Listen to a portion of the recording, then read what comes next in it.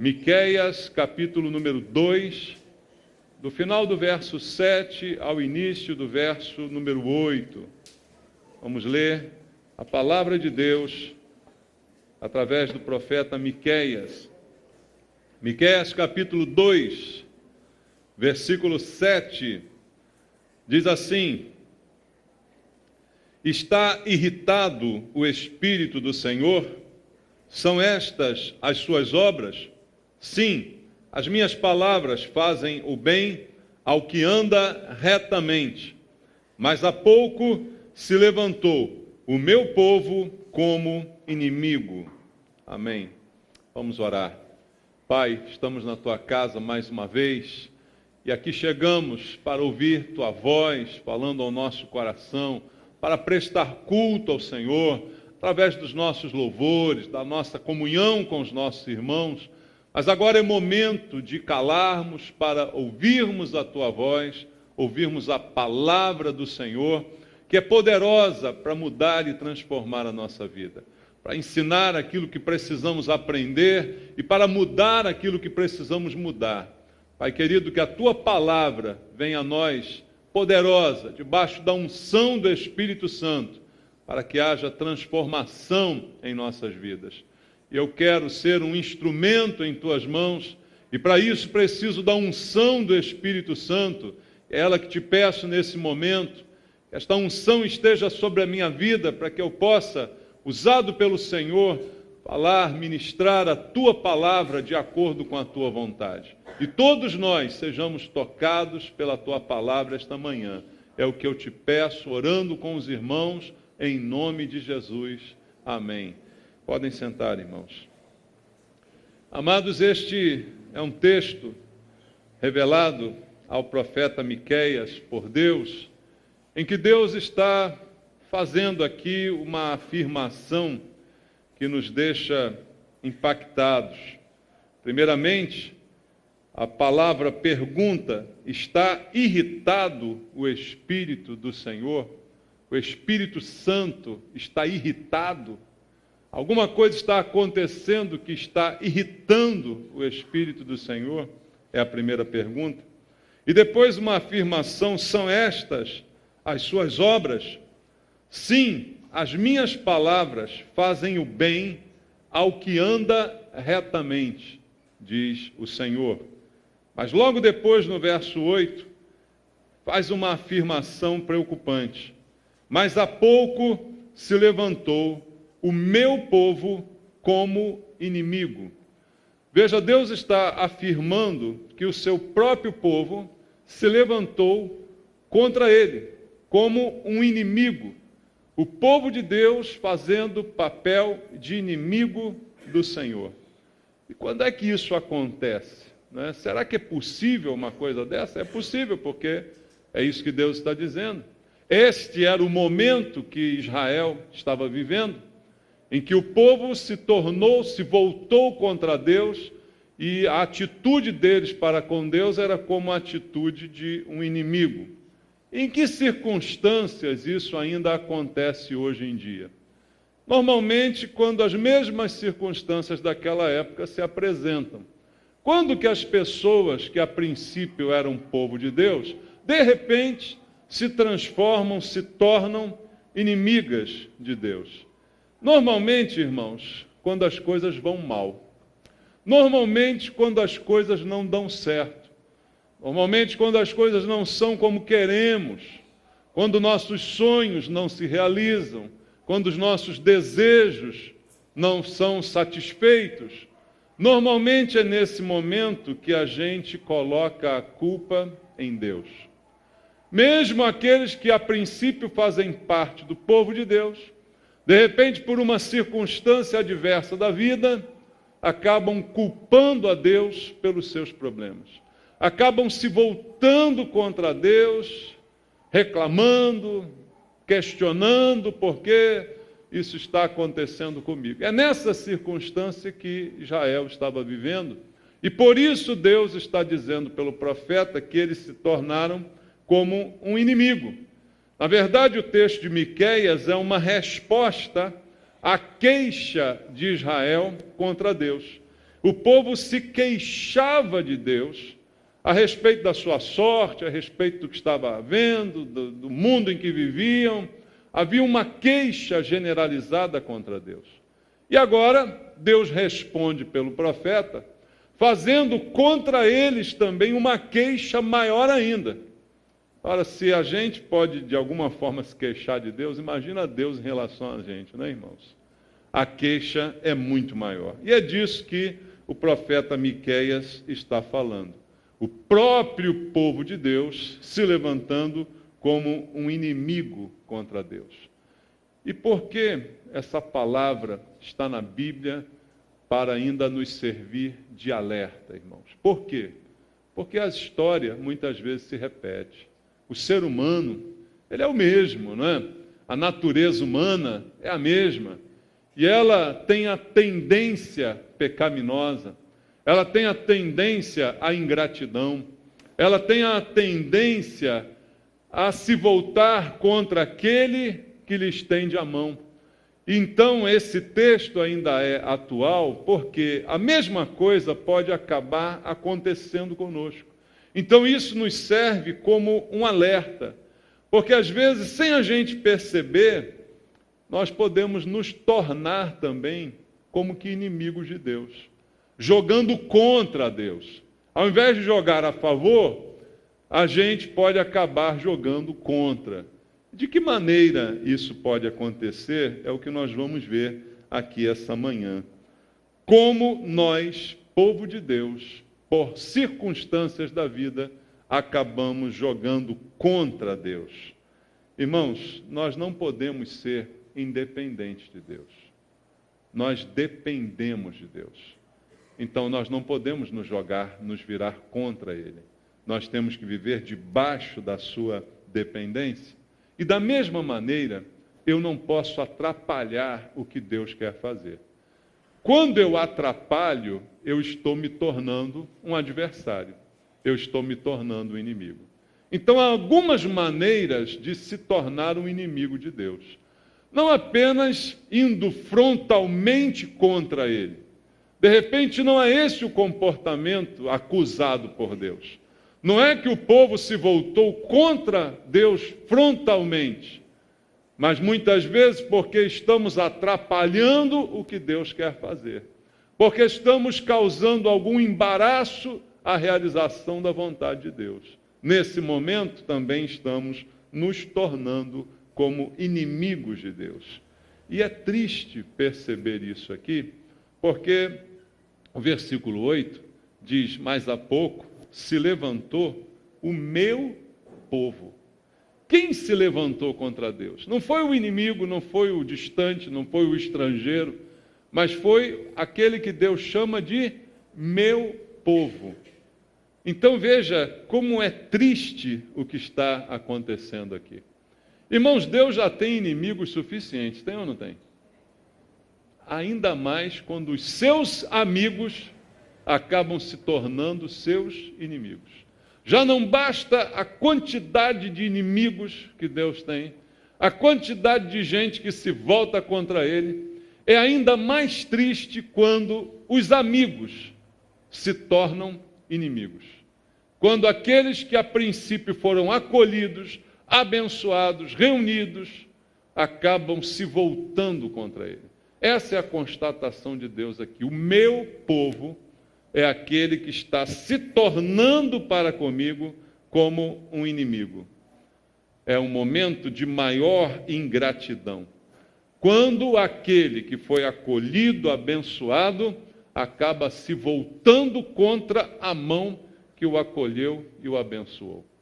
Por isso é uma palavra de alerta, irmãos. Alerta para que a gente se questione. Será que eu tenho sido, mesmo que de forma indireta ou até inconsciente, um inimigo de Deus, um opositor àquilo que Deus quer fazer, inclusive na minha própria vida?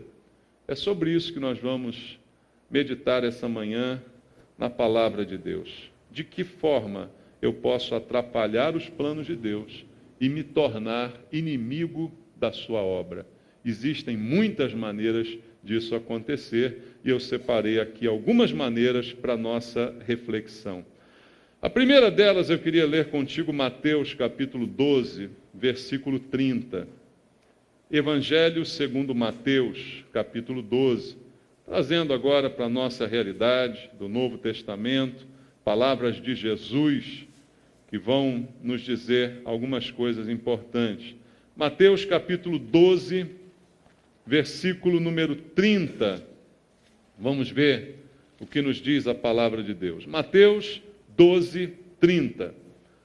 Jesus está dizendo assim, essas palavras foram ditas por Jesus. Quem não é por mim, é o que, irmãos? É contra mim. E quem comigo não ajunta, faz o quê? Espalha. Uma frase simples dita por Jesus, mas que pode muito nos separar, não é? Que pode muito nos distinguir. O que eu sou em relação a Ele. E ele deixa aqui bem clara, ou bem claro, o posicionamento de cada um em relação a Ele. Ele começa dizendo, quem não é por mim, automaticamente está contra mim. Não admitindo ele um estado intermediário de neutralidade. Não, eu não sou de Deus, mas também não sou contra Deus, eu sou neutro. Deus para mim não fede nem cheira, mais ou menos isso. O que está acontecendo? Jesus está afirmando que aquele que não é a favor dele, mesmo que se declare neutro, de fato está contra ele. Se eu não estou a favor de Jesus e dos planos de Jesus, automaticamente eu estou contra ele. Veja como é fácil se tornar um inimigo de Deus. Não é preciso muita coisa. Veja, basta que eu não esteja completamente a favor do que Ele quer fazer, do que Ele determinou, do que Ele designou para a minha vida. Basta que eu não esteja plenamente a favor, eu já estou contra. Ele diz, quem comigo não ajunta, está de fato espalhando. Embora não esteja naquele momento fazendo isto.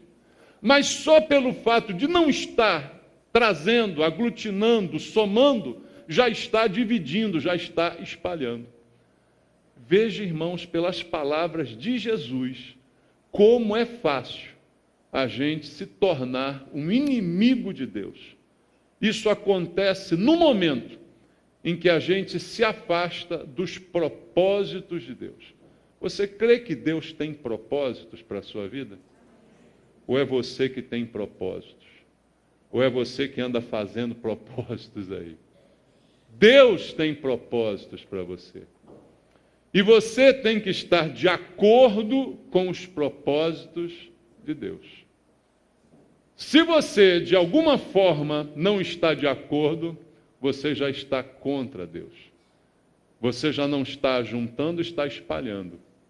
Está dispersando, está dividindo. Não está indo em direção a Deus, está indo contra Deus. É assim que Jesus coloca. Então veja o que pode nos afastar e nos tornar inimigos de Deus. Quando eu me afasto dos propósitos de Deus, quando eu me afasto da visão de Deus para a minha vida, do plano de Deus para a minha vida, automaticamente já estou me tornando inimigo. Você acredita que Deus tem um plano para cada um de nós? Que você faz parte dos planos de Deus? Então você precisa se afinar aos planos de Deus. E não o contrário. E não querer você mudar algumas coisas no plano de Deus porque você acha que não está perfeito o que Deus fez. Ou o que Deus planejou. Não é possível que Ele tenha planejado isso para mim. Não, eu tenho que mudar isso de alguma forma. Nesse momento, eu já começo a me tornar um inimigo de Deus. Veja a importância desse alerta para nós hoje, o meu povo. Se hoje Deus tivesse que dizer meu povo, a quem Ele diria? Diria ainda a Israel, porque Israel é o povo de Deus, mas diria aí agora a igreja. Nós somos o povo de Deus. Amém, irmãos? O meu povo se tornou como inimigo. É possível que isso aconteça. Infelizmente, é possível. Basta que a gente não ajunte com ele. Basta que a gente não seja por ele em todos os momentos, em todos os sentidos. Já me tornei contra ele, já comecei a espalhar, já me constituí como seu inimigo. Outra coisa que nos faz assumir esse comportamento, quero ler com você Tiago, capítulo 4, versículo 4. É um texto bem contundente do apóstolo Tiago, em que ele começa dizendo assim aos seus ouvintes: infiéis, não compreendeis que a amizade do mundo é inimiga de Deus? Aquele, pois, que quiser ser amigo do mundo, constitui-se o quê?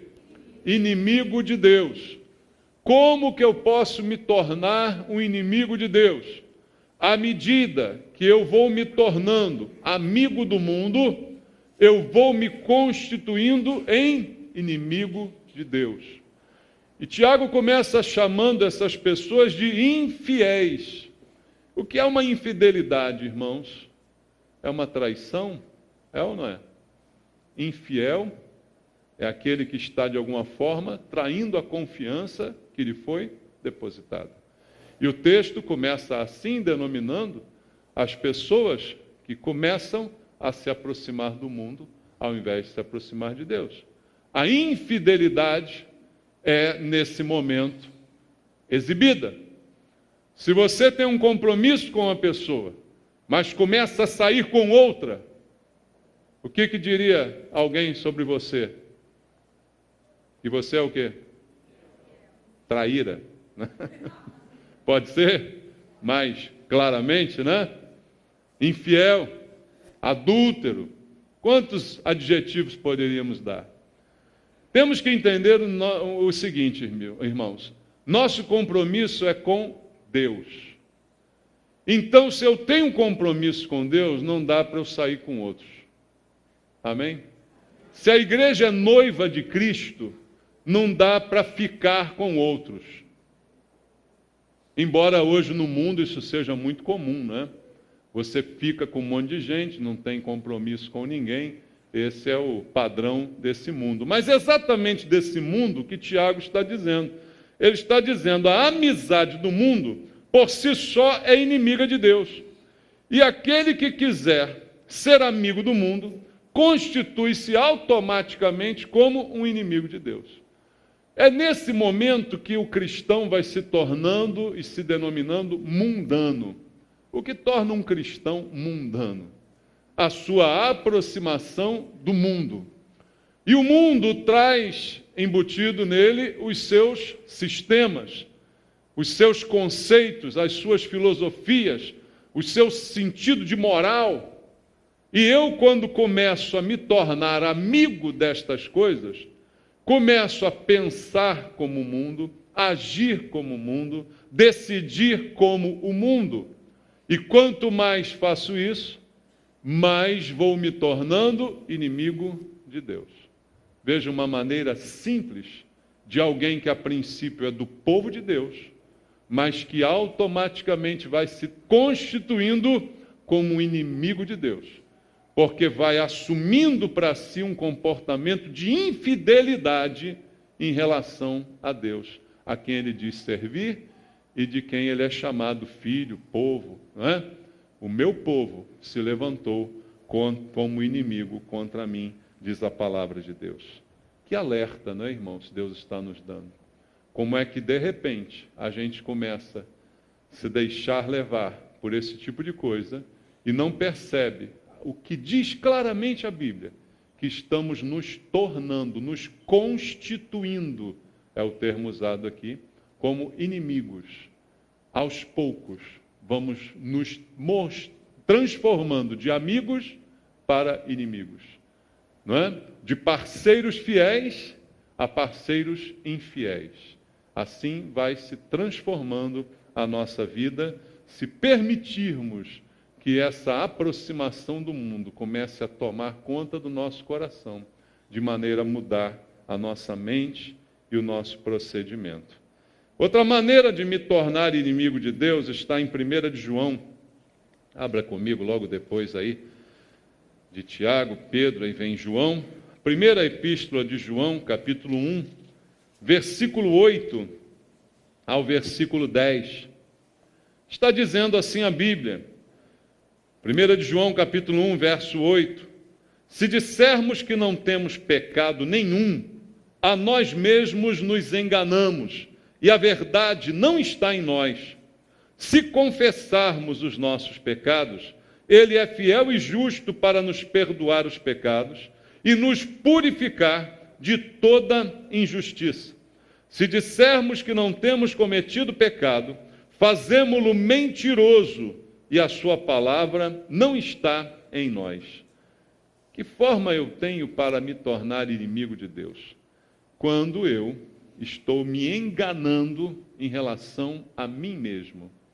Se eu sou enganado em relação a mim mesmo, eu corro um grande risco de me tornar um inimigo de Deus. De que maneira?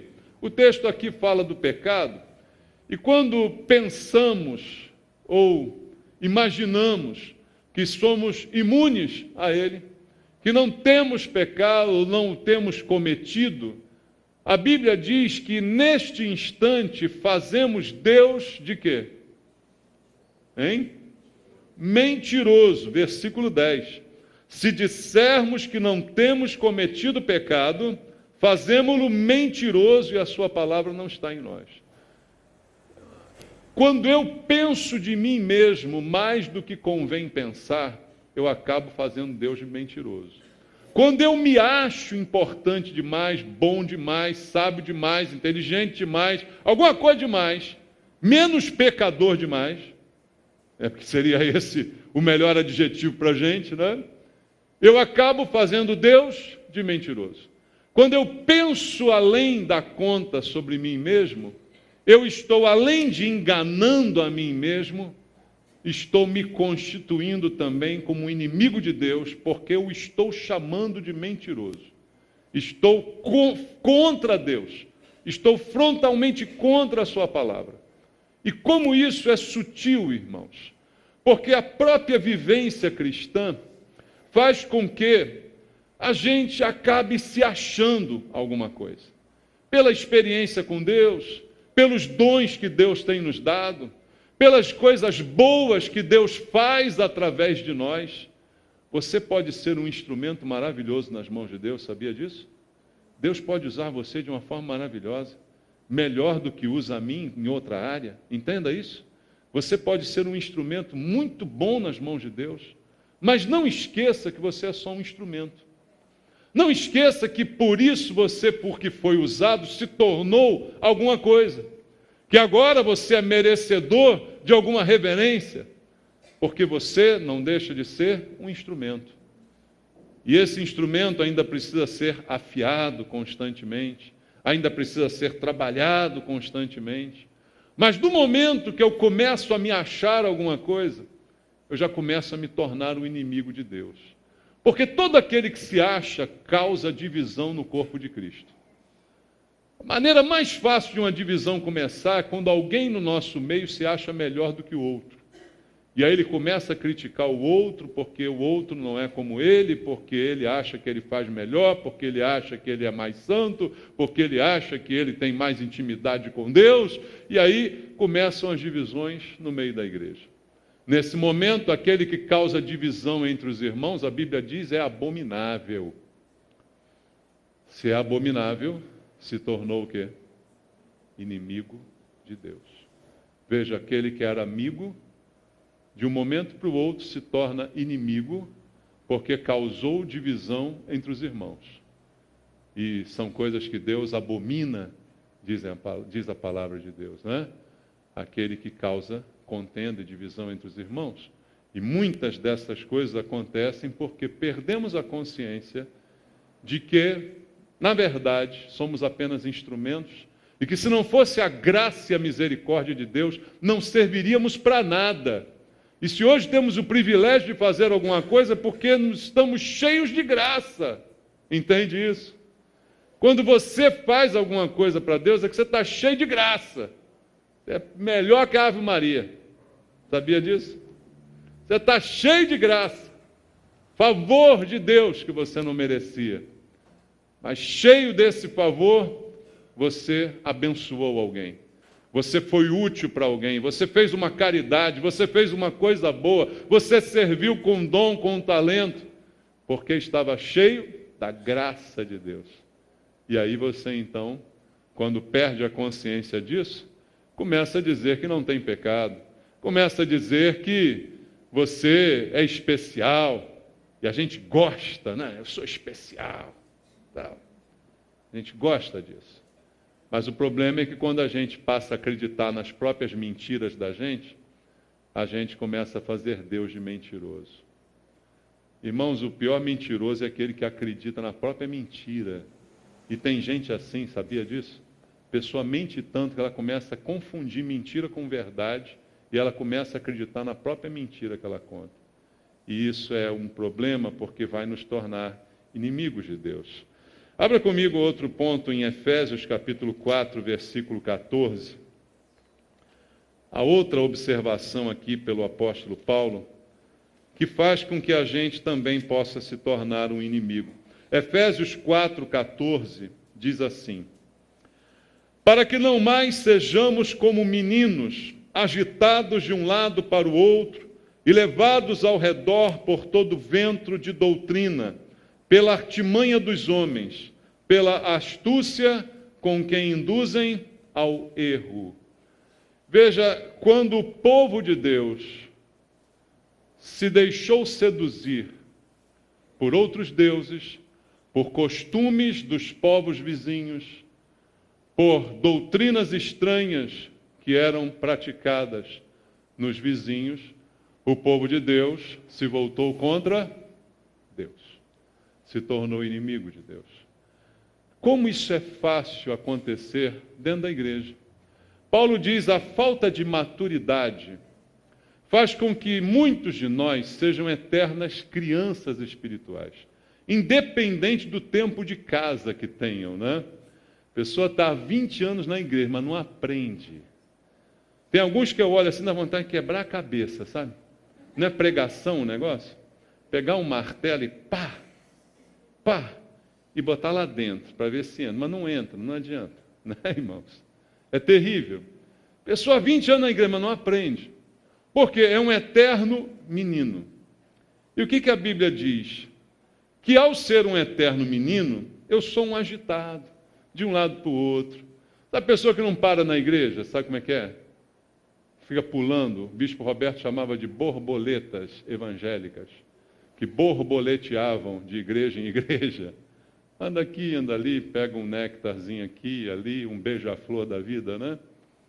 Agitados, de um lado para o outro. Levados ao redor pelo vento. Que vento? Vento de doutrinas. E é interessante que são manipulados pela artimanha de homens que produzem essas doutrinas. E pela astúcia desses mesmos homens, que são astutos ao conduzir ou induzir estas pessoas ao erro. E como é fácil induzir uma criança, não é, irmãos? As crianças precisam ser protegidas na sociedade, porque são facilmente induzidas, não é? Claro que eu estou falando de crianças pequenas, tá?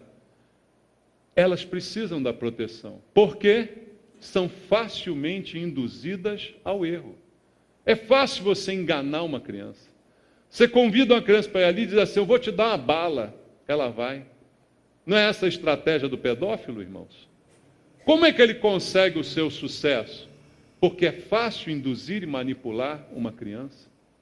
Ela é induzida pela astúcia daquele marginal que a induz ao erro, que a leva ao erro. E a Bíblia está dizendo que existem pessoas dentro da igreja que são imaturas como criança, que são facilmente manipuladas e induzidas ao erro, levadas por homens mal intencionados, como os pedófilos. Eu acredito que existem muitos pedófilos evangélicos por aí, irmãos. Pedófilos nos púlpitos das igrejas, induzindo com suas artimanhas e promessas pessoas imaturas que acabam, por seu comportamento, se tornando inimigas de Deus. Por que me torno inimigo sendo criança na fé? Parece vítima, né? Mas não é vítima. Porque ao ser induzido por uma doutrina errada, eu acabo induzindo outros com o meu comportamento.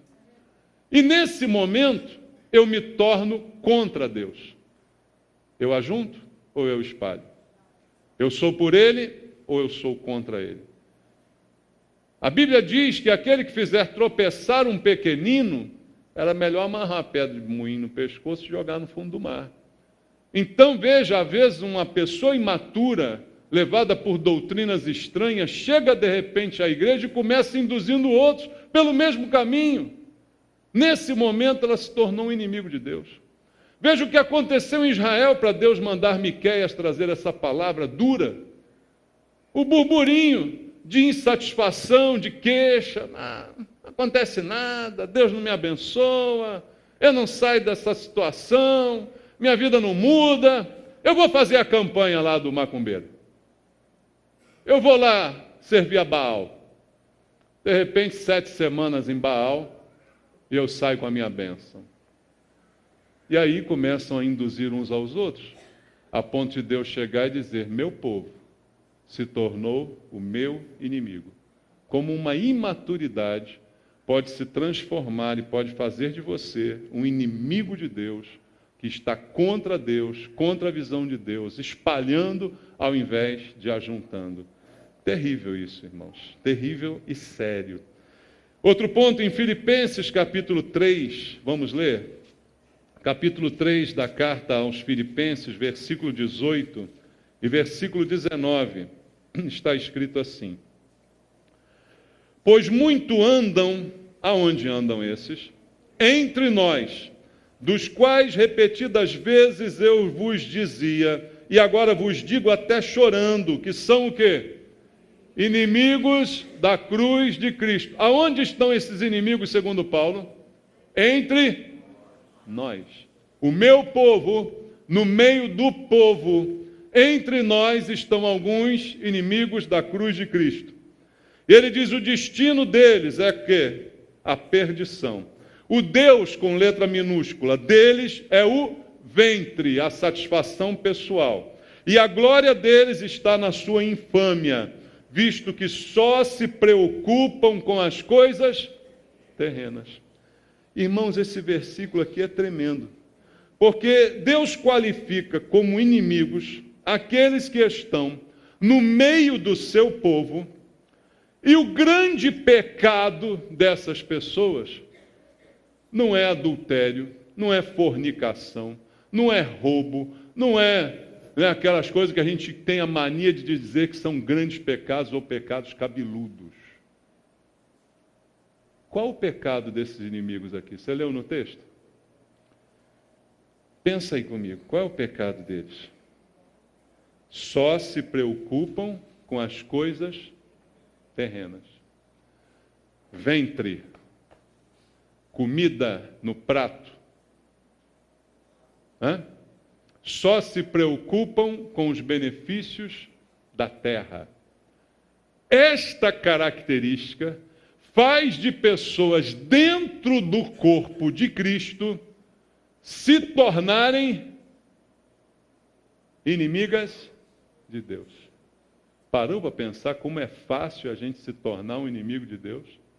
Do momento que os meus pensamentos estão apenas preocupados com as coisas concernentes à vida aqui na terra, e eu até busco a Deus apenas por causa delas.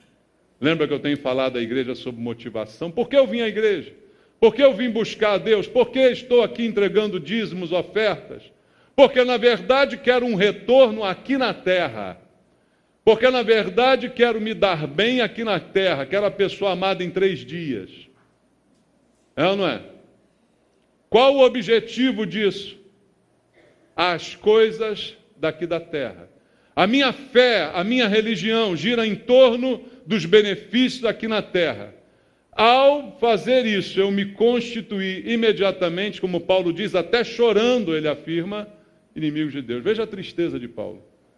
Vê que na igreja que ele pregava, tinha pessoas assim. Irmão, eu penso às vezes, se Paulo, que era Paulo, passar por isso, eu não vou querer passar? Claro que eu vou. Sou muito menor que Paulo. Às vezes eu fico impressionado de ter gente aqui na igreja que escuta a minha pregação 500 anos e ainda fica buscando coisas terrenas. Ainda frequenta os terreiros evangélicos por aí, buscando simpatias. Eu fico impressionado. Mas Paulo estava mais do que impressionado, Paulo chorava. Paulo era melhor do que eu, porque eu não choro, não, fico com raiva. Paulo é melhor do que eu, irmão. Ele chorava, ele ficava triste. Ele ficava triste. Porque sabia que tinha pessoas ali no meio deles que se tornaram inimigos. E qual o grande pecado? O ventre. Só olhavam para o umbigo. Só se preocupavam com as coisas aqui da terra. Toda a sua religiosidade se resume em benefício para alguma área da vida terrena. Não se considera salvação, vida eterna, pecado, inferno. Isso não faz parte do vocabulário dessas pessoas. Sua preocupação é: vou conseguir trocar de carro, vou ter mulher, vou ter marido, vou casar, vou fazer, vou me formar, meus filhos vão ter emprego. Essa é a preocupação das pessoas. E se esta é a única preocupação, veja, não digo que não seja algo com que a gente deva se preocupar. Sim, é legítimo se preocupar com alguma dessas coisas dentro de um certo sentido, de um certo limite. Agora, o que diz a Bíblia aqui é que eles só se preocupam com coisas terrenas. Não há espaço para nada espiritual na vida dessas pessoas. Então, elas se constituem inimigas, como Paulo diz aqui, da cruz de Cristo. Por que inimigas da cruz? Porque o evangelho dessas pessoas não tem cruz. Porque a cruz para elas é um símbolo de vergonha só. É um símbolo de derrota, como se Jesus tivesse sido derrotado na cruz. Ao contrário, a Bíblia diz que a vitória foi na cruz. Veja como isso é pernicioso. Veja como a doutrina é astuta. E eu já vi quanta gente pega: não tem que ter cruz na igreja, porque a cruz é um símbolo de maldição, porque a cruz é um símbolo de derrota. É um símbolo de vitória. Tem a cruz na igreja, mas eu já me viu ajoelhado ali na cruz? Já me viu me benzendo aqui? Não, está ali a cruz, pronto, tá? Deixa a cruz ali, coitado. Qual o problema da cruz? Em vez de se preocupar com a cruz, ele não se preocupa com os pecados. Por que não preocupa com os pensamentos supersticiosos da fé dessa pessoa? Eu não uso a cruz como amuleto. A cruz é um símbolo que me lembra da vitória do Senhor. Por isso ela está vazia. Não tem Cristo ali pendurado. É um símbolo que me lembra que o meu Senhor foi a ela vencer por mim e substituir a minha vida que devia estar lá pregada.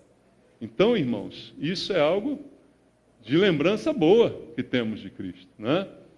Mas o problema é quando a pessoa só se preocupa com as coisas terrenas. Está se constituindo nesse momento, como diz Paulo chorando, um inimigo da cruz de Cristo. Outra coisa que me torna um inimigo, vamos abrir em Apocalipse, capítulo 3. Apocalipse, capítulo 3, versículo 15, versículo 16. Apocalipse 3, 15 e 16. Diz assim: conheço as tuas obras, que nem és frio nem quente. Quem dera fosses frio ou quente. Assim, porque és morno, e nem és quente nem frio, estou a ponto de vomitar-te da minha boca. Quem é que está dizendo isso aqui? Jesus. Jesus mandou que João escrevesse essa carta a uma igreja. Veja, ele não está escrevendo isso para os estranhos, não está escrevendo isso para as pessoas da rua, está escrevendo isso para as pessoas da igreja em Laodiceia. Carta à igreja em Laodiceia. E ele está dizendo: quem dera vocês fossem frios ou quentes. Mas vocês não são nem frios nem quentes, vocês são mornos. E essa mornidão me dá vontade de vomitar. Então, irmãos, constitui-se inimigo de Deus aquele que assume para a sua vida esse comportamento de mornidão.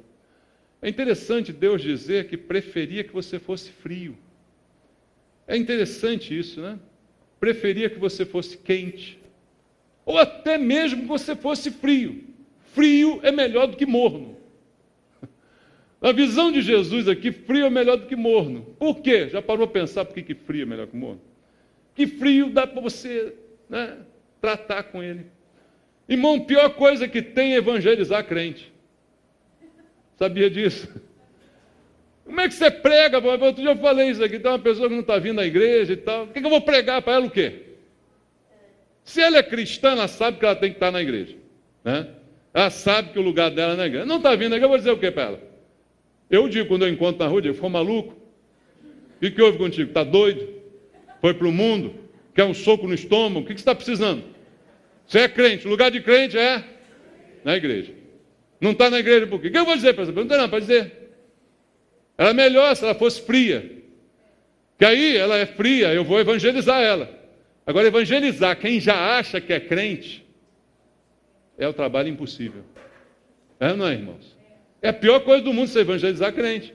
Porque ela acha que é crente. Não, eu estou bem com Deus, mas não vem, não aparece, não manda lembrança, nada. Mas estou bem, eu sou crente em casa. Fazer o que com uma pessoa dessa? Por isso Jesus diz, quem dera você fosse frio. Ou quente. Quente é o que eu quero que você seja, quente, fervoroso. Mas até frio é melhor do que morno. Porque o morno é essa coisa, eu acho que sou crente, eu acho que estou bem, eu acho que está bom, eu acho que é isso, eu acho que é aquilo. Mas na verdade não é nada. E essa mornidão dá um enjoo. Você já tomou água morna? Já tomou? E aí, o que deu em você nessa hora? Tomou água morna? O que deu? Oh, não faz isso agora, pastor, que eu estou com fome. Mas o que acontece nessa hora, né? É o que Jesus está dizendo aqui. Essa mornidão, ela te torna um inimigo. Ela faz com que você provoque ânsia de vômito em Deus. Irmão, você sabe o que é isso? Provocar ânsia de vômito em Deus? É isso que a gente quer provocar em Deus? O que você quer provocar em Deus? Fala comigo. Ele já te ama, amém? Ele já é misericordioso contigo. O que você quer provocar em Deus? A única coisa que eu quero é que Deus seja feliz comigo. Só isso, irmão. Eu não quero dar trabalho para Deus, já está bom demais, não está, irmãos? Se eu não der trabalho, está ótimo. É o que eu posso fazer, que darei ao Senhor por todos os seus benefícios. Vou tomar o cálice da salvação daqui a pouco. Não tem nada para dar. Só não quero dar trabalho. E o pior é quando eu vou estar dando ânsia de vômito em Deus. Imagina, eu queria que Deus simplesmente se alegrasse com a minha vida. Que eu não desse motivo de queixa. Mas não, vou dar vômito. E veja então, amados, essa mornidão me tornou o inimigo. Se eu fico naquela coisa, né? Não tenho fervor, também não sou frio, quero ficar fingindo que sou crente, né? Já não estou mais, mas quero que todo mundo pense que eu estou. Não. Isso me torna um inimigo de Deus. Outra coisa, Efésios capítulo 4, estou terminando, falta só 40 minutos, tá? Fica calmo. Efésios capítulo 4, versículo 26 em diante, diz assim, Efésios 4, 26 ao 30, está escrito, irai-vos e não pequeis, não se ponha o sol sobre a vossa ira, nem deis lugar ao diabo. Aquele que furtava, não furte mais, antes trabalhe fazendo com as próprias mãos o que é bom, para que tenha com que acudir ao necessitado. Não saia da vossa boca nenhuma palavra torpe, e sim unicamente a que for boa para a edificação, conforme a necessidade, e assim transmita graça aos que ouvem. E não entristeçais o Espírito de Deus, no qual fostes selados para o dia da redenção. Você foi selado. Mas você tem a capacidade de entristecer. Eu, quando leio aquele texto em Miqueias e vejo Deus falando, o meu povo se transformou em meu inimigo, eu sinto uma tristeza da parte de Deus, isso, não é, irmãos? Não é uma tristeza quando se diz assim, o meu amigo, ele agora é meu inimigo. aquela pessoa que eu tanto abençoei, ela agora se voltou contra mim. Não é triste isso? E a Bíblia está dizendo que nós temos a capacidade de entristecer o Espírito Santo. Irmão, como é que você entristece o Espírito Santo? O próprio texto é autoexplicativo. É o nosso mau testemunho. O nosso mau testemunho é a maior causa de tristeza para o Espírito Santo. O Espírito Santo que age em nós, que convenceu a gente do pecado, que trouxe a salvação e fez ela possível para nós, porque nos fez crer, esse Espírito pode ser entristecido pelo mau testemunho que nós damos. Ele começa a dizer aqui, olha, você até pode se irar, mas não peque. Não deixa que essa ira tome conta completamente de você e acabe se tornando num pecado.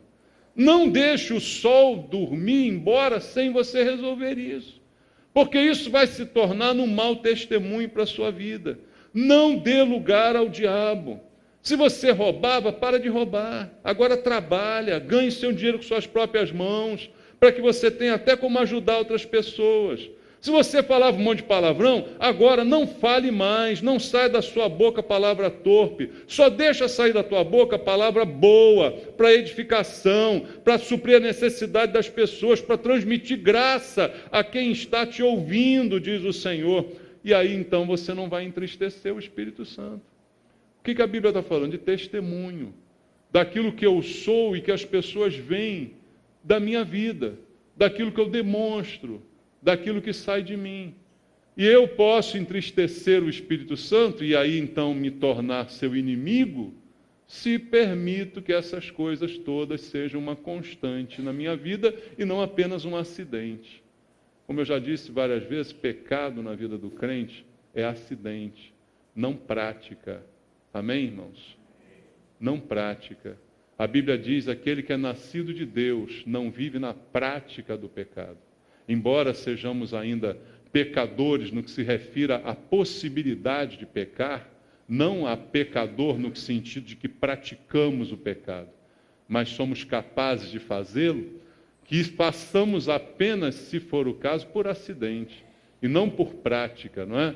Então, isso que está aqui nos chamando a atenção o texto bíblico, para que eu não venha a ser um entristecedor do Espírito Santo, não é? Um inimigo de Deus. E por fim, veja comigo Mateus capítulo 16. Mateus 16, 23 ao 25. A outra coisa importante que Jesus está aqui nos dizendo, são palavras também do Senhor Jesus. Mateus 16, do 23 ao 25.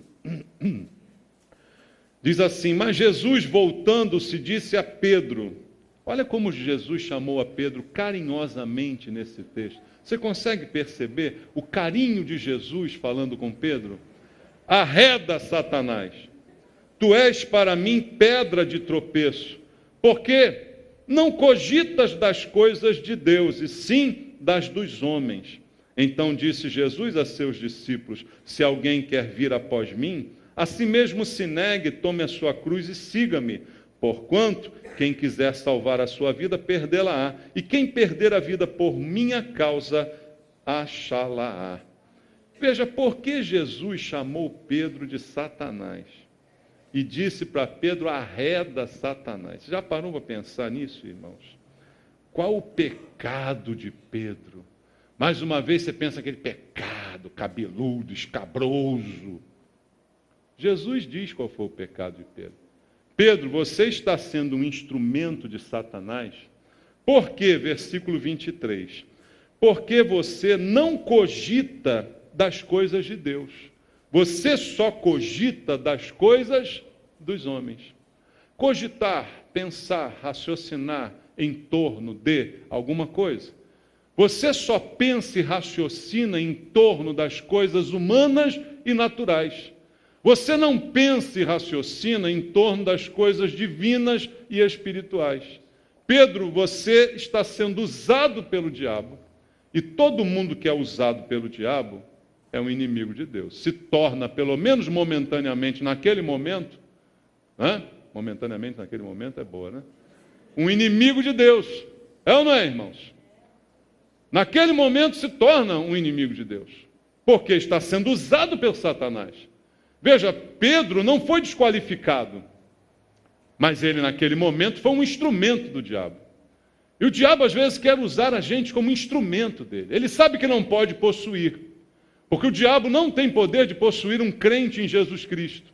Porque um crente em Jesus Cristo é habitado pelo Espírito Santo de Deus. Então, aonde o Espírito Santo está, Satanás não pode entrar.